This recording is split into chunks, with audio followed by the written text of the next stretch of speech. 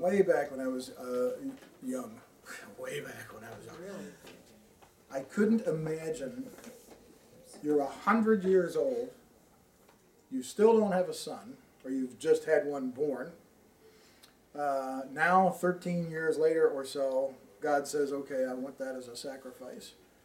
And I know child sacrifice back then was something that occurred, but your only child, and of course, isn't this a picture of God and Christ, who sacrificed his only son for our sins? But it just floored me. How could you even consider it? And yet, as we'll see in the story, Abraham did quite exactly what God asked him to do. But there's some fascinating little insights in there I want us to pick up on as we look at this morning. And so if you had the study lesson, the first question was, why did God ask Abraham to sacrifice his only son Isaac, especially after he told Abraham to listen to his wife and drive his other son Ishmael out of the camp? So who has Genesis 22, 1 and 2? I do. Now it came about after these things that God tested Abraham and said to him, Abraham, he said, here I am. He said, take now your son, your only son, whom you love, Isaac, and go to the land of Moab, and offer him there as a burnt offering on one of the mountains of which I will tell you. Isn't that something? It's mind-boggling. But interesting, and note first, God had Ishmael driven out of the camp. So that in the end, it was just Abraham, because Abraham kind of liked Ishmael. Well, he was his son. Yeah, I mean, God said, no, drive him out. So now it really is Abraham and his only son. That's all that does remain. And he tells Abraham that he's going to sacrifice. What does he tell Abraham? Why is he making him do this? It's in the first two verses. He's testing him. Yeah, he's testing Abraham. Now, he's testing Abraham. God's tested us from time to time. I'm sure any of us that follow Christ, we get tested at one time or another. Is God all-knowing? Yes. Why would he need to test us to see how we react to something if he already knows how we're going to react to something? So that we'll know how we react to something. Very good. Yeah. It's to show us what we're capable of, or to highlight a weakness we have, or a strength we have, or see, you thought you couldn't do that, yes you can. That's the testing. I never think that God's testing is, well, I'm going to see if Abraham's really as good as he says he is. God knows Abraham. It's us. It's for us to learn things from. And this was going to teach Abraham, or show Abraham quite a bit, actually. So then the second question was, God was asking Abraham to do something so awful, so extreme, it's hard for us today to imagine such a thing. How would we respond to God if he gave us the same test? Well, what was Abraham's response to this command, and how does it compare to his reaction to the angel of the Lord telling him he was going to destroy Sodom and Gomorrah? So we're going to look at the reaction of the two. So first we have Genesis 22:3. Okay.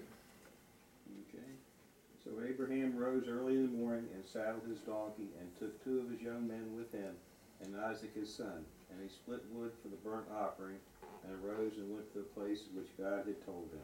So he got up and did exactly what he said. And you know, again, here's another example of having been over there.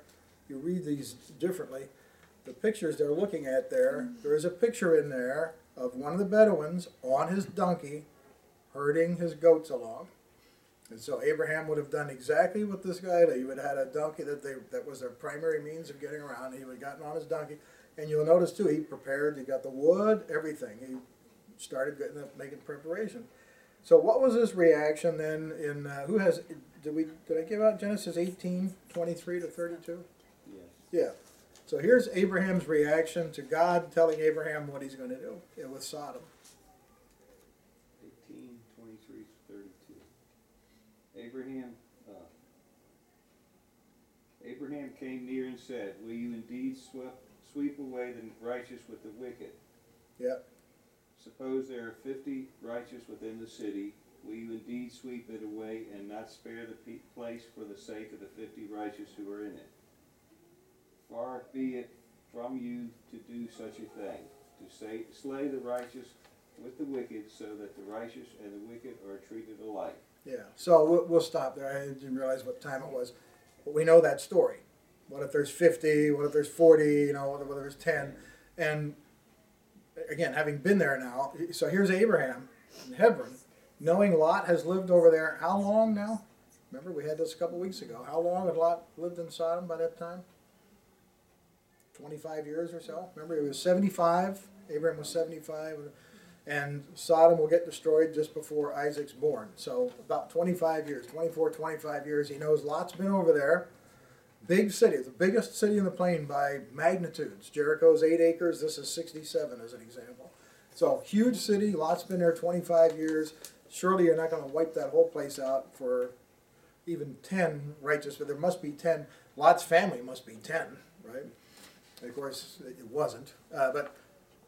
But notice the reaction between the two. Here, in one case, he's arguing, trying to bargain with God. And in the other case, God said, go sacrifice your son. I'm going to test you. And Abraham said, okay, and off he went. It's interesting. Question 3. Isaac is an intelligent boy. We know this on 2 reasons. Based on 2 reasons. He has already learned what an altar is, and that a sacrifice is burnt on it. And he knows that while they may be at Mount Moriah with the material to build an altar, his father has not brought a sacrifice.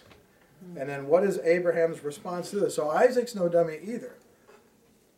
Dad packed up the donkey. We're going to Mount Moriah to make a sacrifice. He's got the wood for the fire. We've got the servants coming along to help build the altar and so on. Where's the sacrifice? So we have Genesis 22, 4-8. On the 3rd day, Abraham lifted up his eyes and saw the place from afar. Then Abraham said to his young men, stay here with the donkey. I and the boy will go over there and worship and come again to you. And Abraham took the wood of the burnt offering and laid it on Isaac his son. And he took in his hand the fire and the knife. So they went both of them together.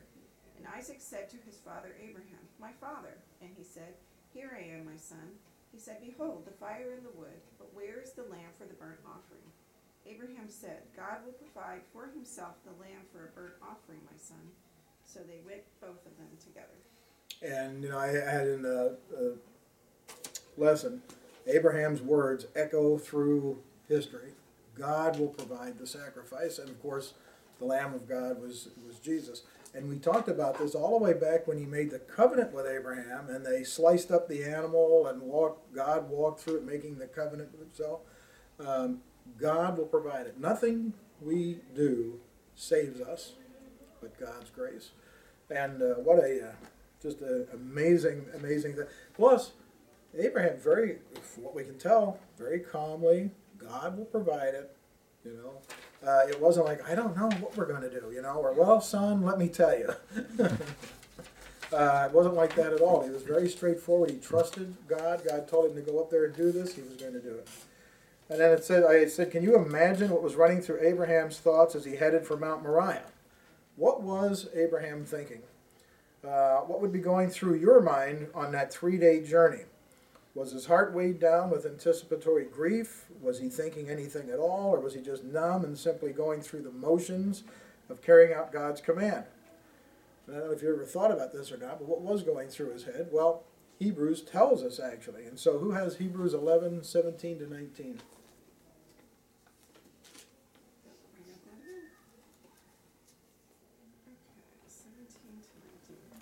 By faith Abraham, when he was tested, offered up Isaac, and he who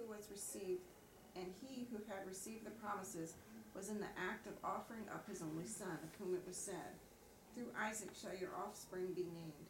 He considered that God was able even to raise him from the dead, from which, figuratively speaking, he did receive him back.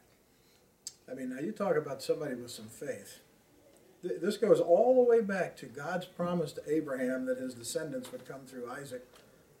Abraham believed at that moment, and believed it so strongly that even as he's walking on this 3-day journey, he said, well, God told me the descendants are going to come through Isaac, so he's apparently going to raise him from the dead.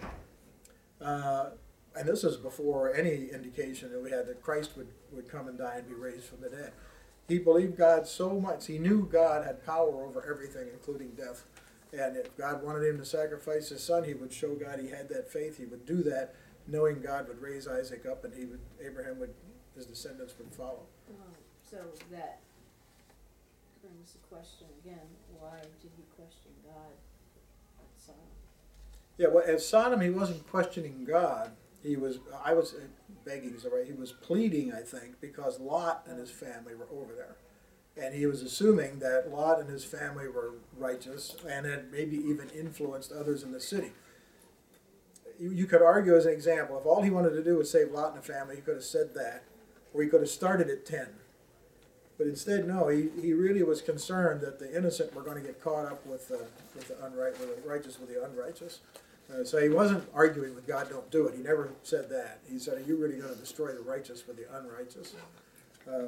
But they had the faith Abraham had to believe that at 114 or 15 or whatever he is at this point, he killed his only son. God would raise him up, and Abraham knew he was going to have these descendants through Isaac. I mean, that's faith. It just goes beyond anything you can almost comprehend. And then question 5, what rationale would indicate to Abraham that God could do all Abraham was thinking? Why would Abraham even think this? That God could do all these things. He always had. Hey, well, look at all the things he did in his life already. Sure, he's seen so many things already done for him. Then in 6, after the test was over, what did God tell Abraham that it was intended to reveal? And so that's Genesis 22:12 and then 16. Do not lay a hand on the boy, he said. Do not do anything to him. Now I know that you fear God, because you have not withheld from me your son, your only son. 16. This is the angel of the Lord called to Abraham from heaven a second time and said, I swear by myself, declares the Lord, that because you have done this and have not withheld your son, your only son. Yeah. So what God wanted Abraham to see and to demonstrate was that there wasn't anything in Abraham's life that he wouldn't give over to God. It all belonged to God. And there's a verse, I don't know where it is in the Bible, but it talks about how Abraham, that one of the reasons he moved around is he was searching for a city built whose architect was God or built by God. He wasn't about the material world, even though he was probably one of the wealthy, he was the Warren Buffett of the day. Very wealthy individual. I mean, that's another thing. We looked at Bedouin tribes and we were over there. I mean, it's a shepherd and his family. You don't see any army of 900 people. You know how big a flock you've got to have, or flocks you have to have in order to have servants that number 900 in the field, plus the home and all of that. Abraham was extremely wealthy.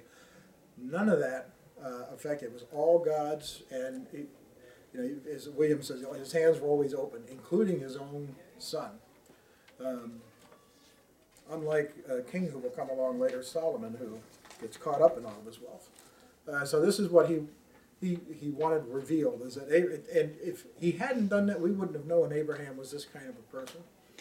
I mean, the faith that he had, in spite of the rest of us, if we had Abraham's faith, we wouldn't then fall into a lie or deception or anything, would we? No.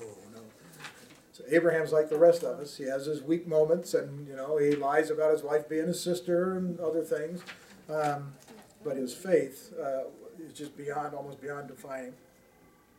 What is special today about the spot on Mount Moriah where Abraham's faith was tested and where God provided the sacrifice? And we have two references: Genesis 22:13 and 14, and then we have 2 Chronicles 3:1. Abraham looked up, and there in a thicket he saw a ram caught by its horns. He went over and took the ram and sacrificed it as a burnt offering instead of his son.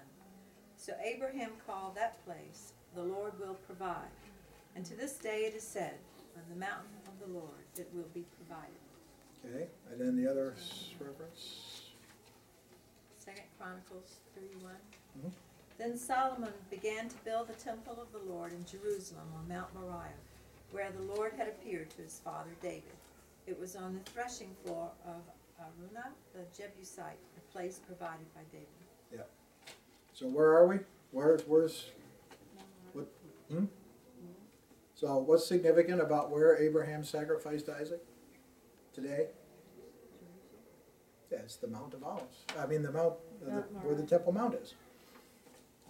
That's where the temple is. And in fact, they believe that where the blood of the, if you recall, when you go into the temple area and they would sacrifice these animals and pour blood and so on, that there's a drain for that, and that it would have drained on the same ground where the lambs.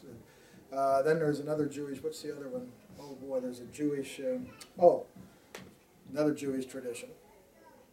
This is the spot where God reached down and grabbed the dust and made Adam. Jewish tradition. How Jerusalem gets into the Garden of Eden is beyond me, but that's another Jewish tradition, is that mount is special because that's the dust where God created Adam from. And scholars are not completely in agreement on this, but most folks, my view is that where Abraham was asked to sacrifice Isaac is where the Holy of the temple was built. Today we call it the Temple Mount area. Is that where the dome is? I'm sorry, yeah, now today the Dome of the Rock is on. So that's on Mount Moriah, Yeah. which is in Jerusalem. So you have to remember, Mount Moriah would have been wilderness in Abraham's time. Jerusalem was a little 8-acre place off to one part of it. Where today we see Jerusalem, it's this huge monstrous thing that swallowed up everything, and you got the dome over there. But back in Abraham's time, it was 8 acres, and who was the high priest? Flash quiz. Who was the high priest in Jerusalem during Abraham's time? When did the high priest didn't have role come one. along? That hadn't happened yet, had it? Or no, Levi wasn't born yet. Aha. How could you have a high priest there? Wait a minute. He went down and rescued Lot and brought a tithe back to the high priest at Jerusalem, whose name was Melchizedek? Melchizedek. Melchizedek was the high priest before Moses and all. That was a question I was going to ask you. So how long had Abraham had to read the Ten Commandments before? Yeah, right? No, it's another 400 years or so. Okay. After the especially okay, from this point on, Abraham will receive his blessings through Isaac and Isaac's descendants. So after this, Isaac will become more preeminent in the story. We note that at the end of Genesis 22, specifically verses 20 through 24, Abraham is told of his brother's children. What is the significance of this passage as it relates to the young son of Abraham, Isaac? So I wanted you to read Genesis 24:15 and then verse 67. Okay. 24:15. Before he finished praying, Rebekah came out with her jar on her shoulder. She was the daughter of Bethuel, son of Milcah, who was the wife of Abraham's brother Nahor. It was 15. And 67, Isaac brought her into the tent of his mother Sarah, and he married Rebekah. And she became his wife, and he loved her, and Isaac was comforted after his mother's death. Or he was confronted. I mean, he's married now. You get confronted when you get married. Yeah, he's comforted after his mother's death. All right, now can we go back to the first set of verses and read again? So we have Abraham, and he had a brother named? Nahor. Huh? Nahor. Nahor, okay, I thought I heard something else, sorry. And then Nahor had a bunch of kids, and one of them was a son, right? Milcah? No, wait. yeah. Read again. Nahor. Before he was finished praying, Rebekah came out with her jar on her shoulder. She was the daughter of Bethuel, son of Milcah, who was the wife of Abraham's brother Nahor. So Bethuel was his son.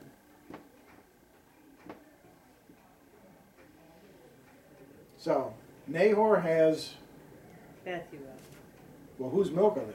the wife. Ah. So Nahor and Milcah, just like Abraham and Sarah, Yeah, has a son, Bethuel. in case you get the names confused, has a son, and he has A daughters. Rebekah. And he has daughters, and one of them, right, one of them is Rebekah, and that's who will marry Isaac. So Uncle Nahor, and then I lose track after this. Cousin so-and-so and nephew First so-and-so, cousins, aren't they? and No. No, it's deeper. Isaac and Once Bethuel removed- would be first I need my cousins. genealogy Bethuel program. and We can Isaac. fix that right away. Bethel and I think Isaac it's are so first far cousins. removed that it didn't matter. So, Plus, geographically, they're worlds apart, you know. He's still up in the area that Abraham came down from. All right, so that's where Isaac's wife Rebekah come from. And notice it said Isaac was comforted after the death of his mother. So let's go from there. I wanted to show you that for a minute. Sarah was 90 years old when she gave birth to Isaac. Okay, so Sarah is 90 when she gave birth to Isaac. How old was Isaac when his mother died, and was he married at that time? So was he married when his mother died? And obviously not if it says his, okay. So see Genesis 23:1. Okay. Sarah lived to be 127 years old. Okay. She died at Go ahead. Kiriath Arba, that is in Hebron in the land of Canaan. And Yeah. Abraham went to mourn Sarah and wept Yeah. over. Yeah, and Hebron, of course, is where they stayed pretty much the latter half of their life when they were married together. And then we have Genesis 24:66 and 67. Then the servant told Isaac all he had done. Isaac brought her into his, well, that's the one we just read. Isaac Yeah. brought her into her tent of his mother and married Rebekah. And married Rebekah, and then the verse you said, he was then comforted about his mother's death. Right. And then finally we read Genesis 25:24. That says, when the time came for her to give birth, there were twin boys in her womb. No, really? 25:24? 25, 25:9. verse 19 24. talks about when Isaac was 40 years old. How old? Yes, he got married. He got married to That's Rebekah. what we're looking for. What So- verse? I'm sorry. That's 25:19. 19, my fault. Or 25:20, sorry. All right, I need to fix Isaac this was on. 40 years old when he took Rebekah Yeah, to be his wife. So that's 3 years after his mother died. there you go. Ah, So she his was mother, that's what I wanted to show you. sister. His mother died when Isaac was 37. He married Rebekah when he was 40. And what we'll look at next week, but I'll give you a sneak preview. So he marries Rebekah. What do you think happens in terms of childbirth with he and Rebekah? They can't get pregnant. Can't get pregnant. Same as his dad and Sarah. Can't get pregnant. So he prays for her, and we'll look at this next week. But does anybody know how long he prays for her? Because he prays for her, and then God answers his prayer, and that's when she has the twins. I think it's a substantial amount of time, isn't it? I Yeah, can't remember. because what we'll look at next week, there's a verse in there that tells you how old Isaac was when the twins were born. Somebody I think was getting ready to read it a second ago. So then she gives birth to the twins Gotta be 40-something. when Isaac It's always is 40 years. Yes. 60. Oops, only 20. Isn't it 60? Gotta be 12. I think it's 60, because it tells you there what age he is. Yes, Isaac was 60 years Yeah, old. he prays for, but if you read the verse without doing the math, she couldn't bear children. He prays for his wife faithfully. She has the twins. Oh, 20 years he prayed for his wife until God granted, in God's time, she'd have the twins, and then all kinds of trouble started after that. But it's interesting when you read these verses, if you get in the habit of, well, if he did that for that, was Noah still alive? You know, things like that. It's kind of cool to figure out. All right, so I think that's our lesson for, no, a couple more. Abraham, oh yeah, okay, so she dies. Abraham mourns for his wife and bargains for a cave to bury her in. Who else is buried in that cave?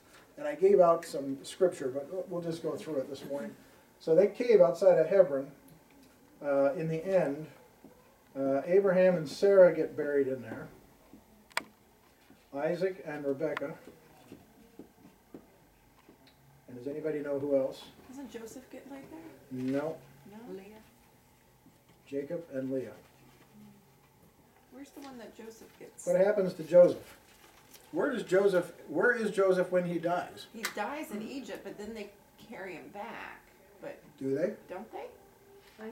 They I got thought they back there did. somehow. Yeah, I They thought carry did. him out in the Exodus. I think, don't they? They carried Yeah. his bones out. In the What you're thinking of Right. is when Jacob dies. Where is Jacob when Jacob dies? He's in Egypt.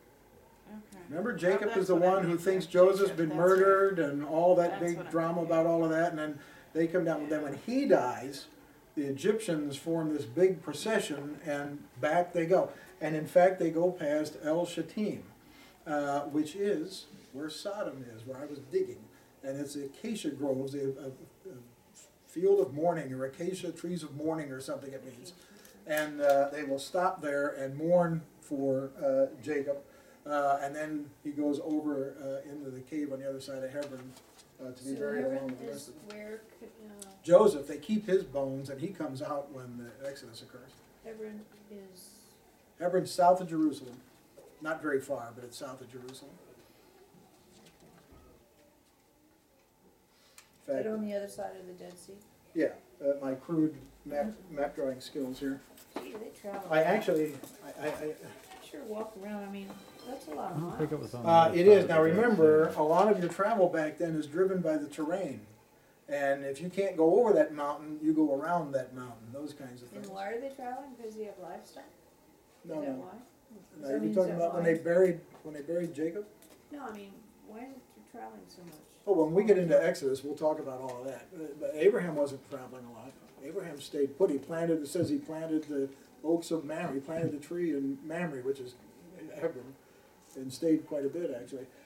Some of the travel, if you're a Bedouin shepherd, you go where the pastures are, and as the seasons change, the pastures change, and you have to follow them. They do that right now, even over there today. But if you were to look at Sea of Galilee up here, and then the Jordan, which at some points gets literally like that, and now you're in the Kakar, they call it, this flat open area in the valley, and it ends right here. In fact, I'm going to take the Kakar symbol out of there because it'll get too confusing. But the Jordan comes down, straightens out of the flat part of the valley, and dumps into kind of a kidney-looking shaped Dead Sea right here. This is Israel, the mountainous area. This is Jordan over on this side, also mountainous. This is the plain in between. This area right here is called the Kikar, the plain of the Jordan. Mount Nebo is right here. And you're, I don't know if I've forgotten the altitude, but you're up a couple of thousand feet, and then you come down because this is 1,300 feet below sea level. So even if that was sea level, you're coming down 1,300 feet. But I think the drop is closer to 2,500 or so. Down from Mount Nebo.